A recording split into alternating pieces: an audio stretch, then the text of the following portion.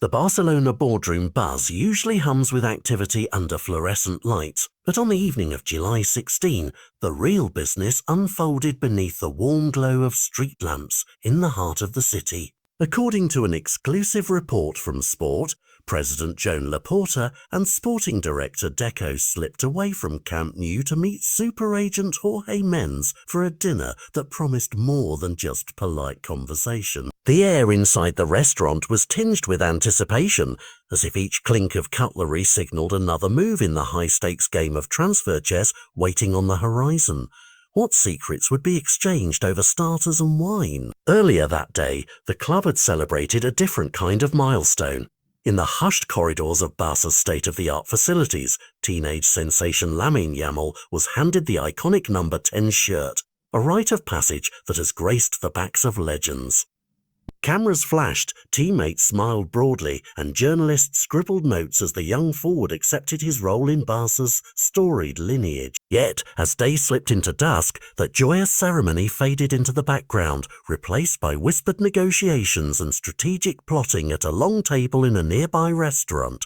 An intentional shift from public spectacle to private deliberation. What would be penned on Barca's summer ledger tonight? Sources close to the meeting insist that the dinner's sole agenda was fresh signings. Not a syllable was devoted to Yamal's burgeoning career, nor to the ceremonies of the afternoon. In fact, Yamal himself was nowhere near the table. The young star chose rest over revelry, eyes already set on the training pitch that awaited him the next morning.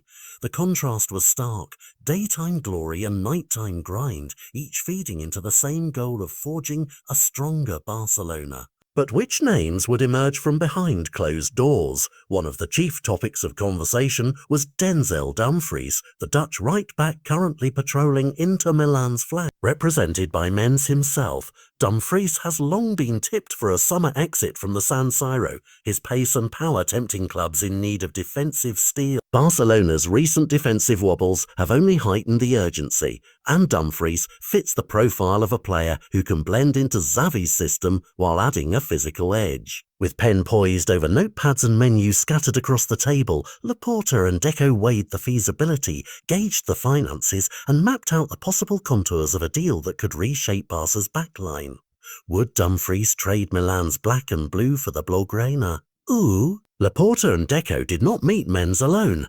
Alongside them sat Alejandro Echevarria and the club's own prodigal son turned sporting department official, Bojan Kiarchi-Zie. Echevarria with his keen eye for talent, and Bojan, whose first-hand experience at Barca lends invaluable perspective, lent their voices to the discussion. They dissected tactical fits, budget constraints, and team chemistry in measured tones, each comment punctuated by the soft murmur of other diners. As the conversation unfolded, their collective expertise painted a picture of a team in transition, one foot still in Catalan tradition, the other stepping toward the next evolution. Could these minds craft the blueprint for Barca's revival?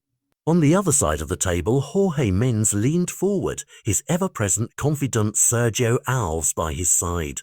Alves, a linchpin in past Mendes-led negotiations, brought with him memories of how João Felix lit up Camp Nou's turf and how João Cancelo slotted seamlessly into the squad. His role was part strategist, part closer. He listened, he prodded, and when the moment was right, he steered conversations toward the realm of a deal done. Between sips of wine and nods of agreement, Alves reminded the Barca directors why Mendes' network is as prized as any scouting report. What final terms would be whispered before the dessert plates arrived? For Barcelona, Mendes remains one of the most trusted conduits to the turbulent waters of the transfer market. His reputation for slicing through red tape and navigating financial straits is legendary in Catalan circles. In seasons past, when budgets were tight and deadlines loomed, it was Mendes who orchestrated last-minute swoops that saved Barca from quiet windows. Tonight, as the second course was cleared away, the directors and agents revisited scenarios both simple and complex, each more daring than the last. Would history repeat itself under the Portuguese agent's deft guidance? Outside, the summer night draped the city in a hush that belied the flurry of deals plotting themselves just inside that dimly lit room. The transfer window was not a static page but a living calendar, each passing hour closing doors or opening new ones. Sources close to the meeting predict that fresh developments between Mendes and Barcelona will surface in the coming days, rippling through fan forums and sports columns alike.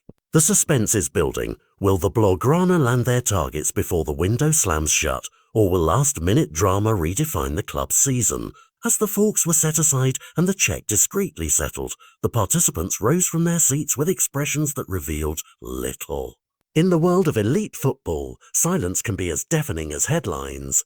One thing, however, was clear. Tonight's dinner was a gambit, a carefully staged move on the grand chessboard that is European transfer season.